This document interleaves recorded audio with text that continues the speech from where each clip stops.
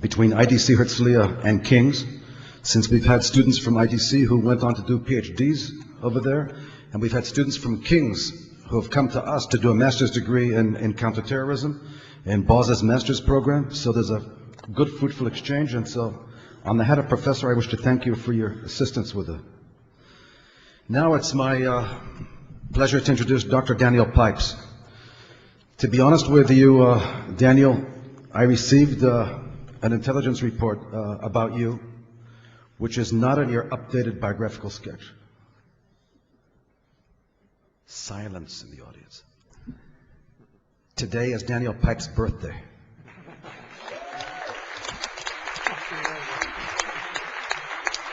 Now there are about 3,000 people watching us now on internet live. So I think what we need to do, since we're a very, very serious conference, summit on counterterrorism, is the following. Happy birthday to you.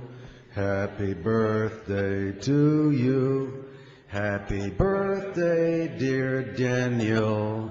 Happy birthday to you. Now seriously,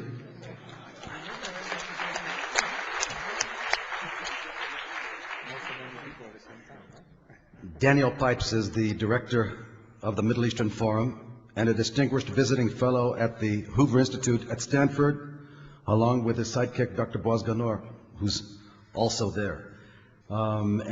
He's a regular columnist for the Jerusalem Post, a former official in the United States Department of State. He has taught at the University of Chicago, Harvard, and the U.S. Naval War College. Mr. Pipes is the author of 14 books on the Middle East, Islam, and other political topics. His most recent book is Miniatures, Views of Islamic and Middle Eastern Politics, Transaction Publishers, 2004. He has published widely in leading magazines and newspapers, and his writings have been translated into 33 different languages, if you can believe that. Mr. Pipes frequently discusses current issues on television and radio. He was appointed by President Bush to the board of the United States Institute of Peace, has testified before many congressional committees, and has served on 5 presidential campaigns. Without any further ado, Dr. Daniel Pipes.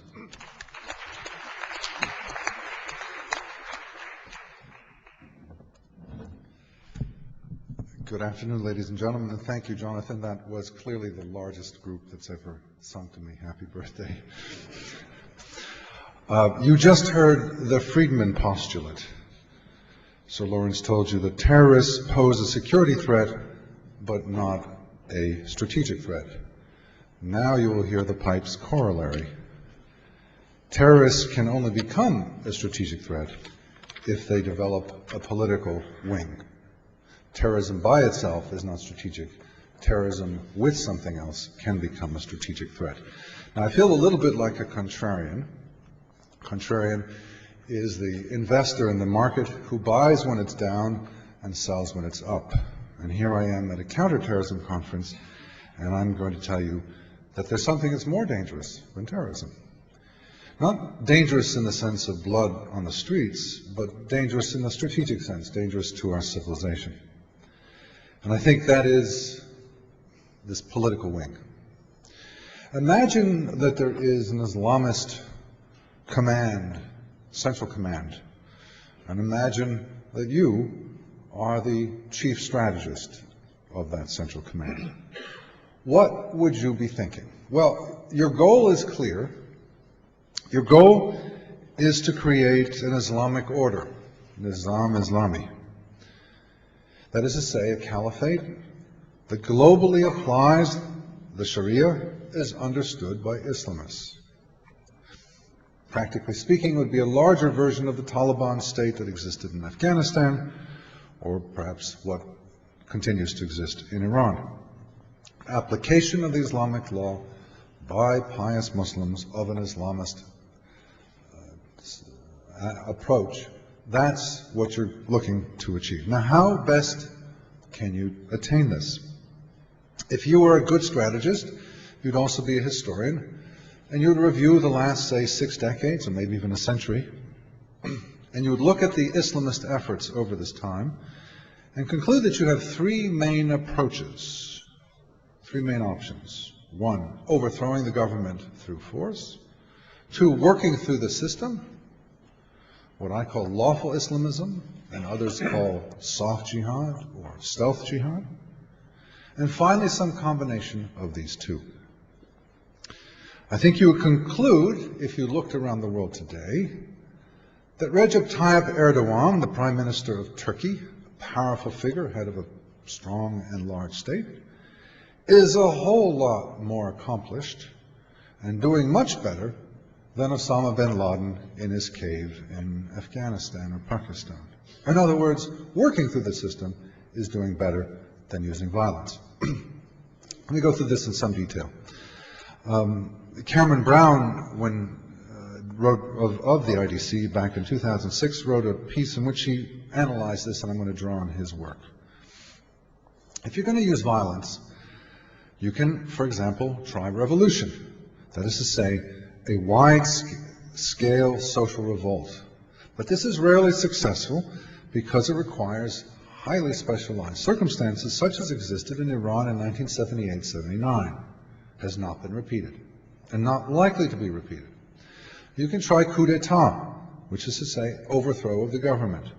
And this is rarely successful because rulers tend to protect themselves very assiduously. They purge their militaries, they keep military intelligence under multiple control, and so forth. They keep the military intelligence agencies divided, and so forth. One example of a military coup d'etat, was in Sudan in 1989, but there have been many failures, most notably in 2007 in Pakistan. Civil war would be a third option.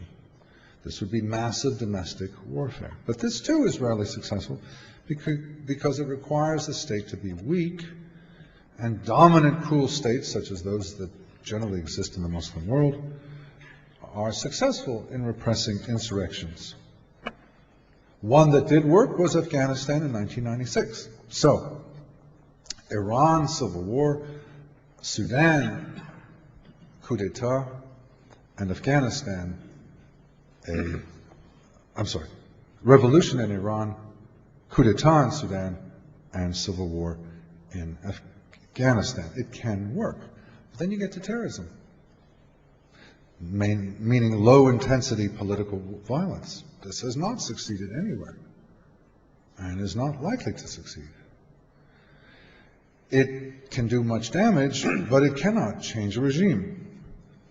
I like to think of the Hurricane Katrina 3 years ago as an example. Suppose that this devastation to the American city of New Orleans had not been done by winds and storms, rain, but had been done by terrorists. Say the terrorists had come in and destroyed the levees, keeping the water out.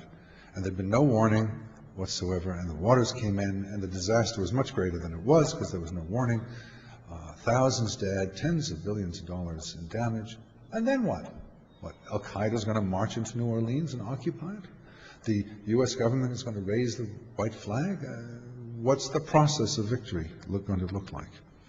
Now, there is a distinction between terrorism in the Muslim world and versus Muslims and versus non-Muslims. Islamist terrorism versus Muslims generally is counterproductive. You heard mention of this. There was outrage in Syria and Jordan and Saudi Arabia and Egypt, Algeria, Morocco, and elsewhere when the victims were Muslims. But it does have the benefit of adding the weight to the lawful Islamists. For example, in Egypt, the fact that there was an Egyptian terrorist movement meant that someone like Sha'rawi, a leading imam, could go on television and have a program. But one finds in country after country, Egypt, Algeria, Syria, the terrorist organizations give up terrorism because it's not working, and they turn to lawful means instead. They try assassination. It doesn't work either. Sadat was killed by Islamists in 1981. Changed ruler, but it didn't change regime. Versus Westerners, it has more to show, more productive. It rallies Muslims, for example, 9/11. It wins elections, for example, Hezbollah. It changes policies, for example, Madrid. It adds to the weight of the lawful Islamists, for example, in London, when after the 7/7 bombings, a number of lawful Islamists working within the system, marched into minister's office and said, look, you don't want this to happen again? Pay attention to us. But even here it has negative effects that I think outweigh the positive ones from the Islamist point of view. It disrupts the quiet work of lawful Islamists. So in conclusion, looking at the first approach of violence, it works but not that well. It's rarely successful. Terrorism is the least effective tool. Better to use civil war or coup d'etat. And what one finds is that, as I mentioned before, in Egypt and elsewhere, Algeria, Syria, terrorist groups abandon, or Islamist groups abandon terrorism and turn towards something more political, working through the system, and that's the second approach. And in general, one finds that the Islamist groups win for themselves a high reputation, whether it be Hezbollah in Lebanon or its counterparts around the world. Yes, they use some violence, but often they don't. They are providing medicine, schools, they're honest, they're concerned with the poor, they have a vision of society, there's a sense of purpose. They have money, they have organization, they have cadres. And they learn from their failures. Turkey is a notable example, where the first round of Islamist ambition was in 1996-97, and they got the prime ministry, but they lost it because they didn't do the right things. The lieutenants to the then prime minister, Erbakan, learned from the mistakes he made and didn't repeat them when they came to power in 2002. And there are many successes, not just in Turkey, but in Bangladesh in 2001, the Palestinian Authority in 2005, and Iraq in 2005. In general, one finds that there are a number of groups, political parties, movements that reach power through lawful political means. And others may not be in power, but are of strong opposition. Algeria, Egypt, Saudi Arabia, Yemen, Lebanon, Kuwait, Pakistan, over and over again. One sees the Islamists doing well in elections. In the Western world, immigrant and convert Muslim populations do well as well through immigration, conversion, high demographic rates, winning privileges in all sorts of arenas of Western life, such as education, the law, media, movies. A favorite example of mine is the Muslim Council of Britain, putting out a sizable pamphlet of 80 pages in which it describes its vision of taxpayer-funded schools in Britain. And when you get through this book, which has no terrorism about it, which is about the nature of the calendar of the school year, the weekly and daily calendar, or schedule, which is about the food that's served, the kind of art classes, the kind of sports, the locker rooms where the children change, which is about the subject matter of history courses and religion courses, and so forth. When you get through with this, you have a fundamentally different school from the ones that currently exist. And if you look at Britain, you'll see that there are steps, not certainly the entirety, but there are steps towards this kind of implementation. Just some months ago, a new school opened in the city of Oxford, which opened, to the parents' surprise, with halal kitchen. Nothing wrong with halal food, but it did suggest a step towards the implementation of an Islamist school. So there is the violent, there is the non-violent, and then there's some combination of the two. Working within the system, as the above cases suggest, has success. But I think even more promising from the Islamist point of view, still being that strategist, is a combination of violence and lawful Islamism. Softening up the enemy through lawful means, then seizing power through violent means. And the best example of this would be the Palestinian Authority in 2007 in Gaza. The Hamas victory through the election box in 2005, and then the consolidation of that victory through bullets in 2007. This offers a perfect example of a potential one-two punch succeeding in other countries. Hamas won the election, and then it staged an insurrection.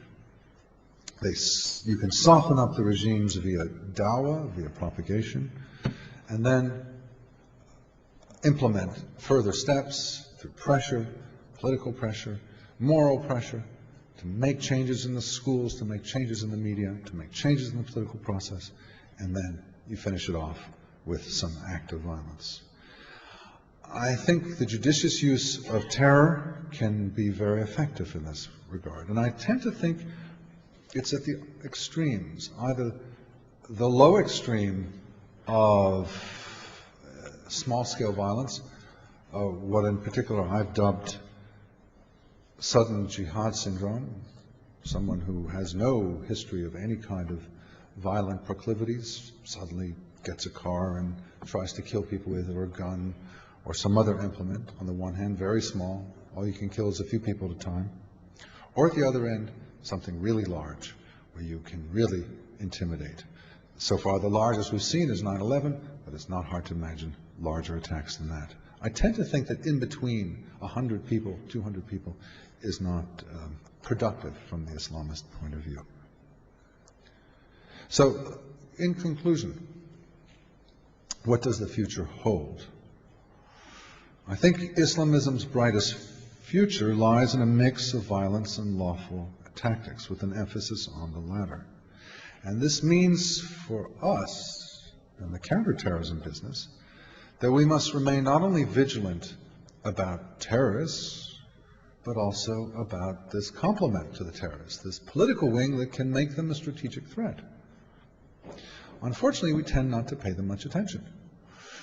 To take the United States as an example, where it's very clear, back in 1992, Edward Jerigian, at that point the Assistant Secretary of State for Near East Affairs, made a major speech at the Meridian House in June, in which he explained American policy, foreign policy, but by implication also domestic policy, would be that those Islamists who engage in violence are our enemies, but those who do not engage in violence are people we can talk to and work with. And that has been the paradigm that has been in place since 1992 in the United States and throughout the world, the Western world, not necessarily the Muslim countries. That paradigm has been in place, that if you work within the system, then you're okay. This applies to, say, the government of Turkey since 2002, which is in very good odor in the West. It applies to those organizations like the Muslim Council of Britain, which, so long as they don't apologize for terrorism, don't fund terrorism, don't engage in terrorism, are considered legitimate institutions. The first speech that Tony Blair gave after the 7/7 bombings, he praised the Muslim Council of Britain as a major partner in fighting terrorism. I would say it's not. It's a major partner to the Islamists who are engaged in terrorism to implement Sharia and change the nature of Britain. In other words, the lawful activities in the area of media, education, lobbying politicians, philanthropy, mosques, and in particular in lawfare, what we call lawfare, is as vital to the implementation of a Shari state as is violence, whether it be terrorists, civil war, insurrection, or anything else. At my organization, the Middle East Forum, we've focused on this in particular. We have Islamist Watch, which looks not at all at terrorism, and only at people who are clean, who have no ties to terrorism, because it's far more difficult to make the case against them. It is so handy when they've apologized for terrorism, funded terrorism, or engaged in terrorism. Our day is made. We have nothing really, no work to do, because they've done it for us. They've discredited themselves. But when they're clean, then it's very hard to argue. And what we're trying to do is develop the arguments to discredit the lawful Islamists and say, yeah, they are legitimate, but they are also at the extremes of political life and are not legitimate political actors. These are people who are outside the legitimate political boundaries because they seek to overthrow the existing order. They are subversive. They are not acceptable. So we have Islamist Watch, which is focused on explaining this, and it's tough to explain. People say, why do I worry about this? I'm worried about getting blown up.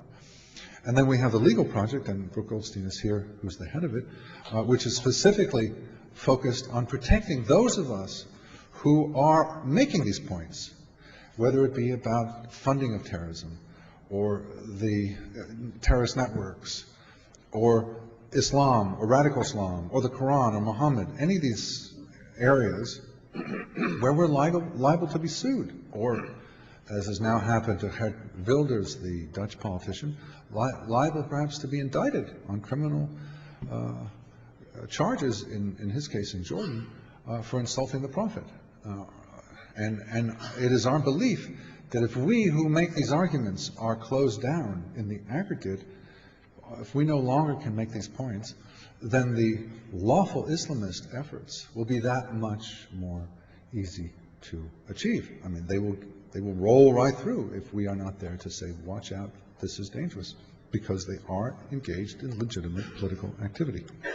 So to conclude, counterterrorism agencies must be alert to the cooperation between the terrorists, implicit, tactical, invisible at times, but the real cooperation that exists between the terrorists and those Islamists who are working within the system lawfully. Thank you.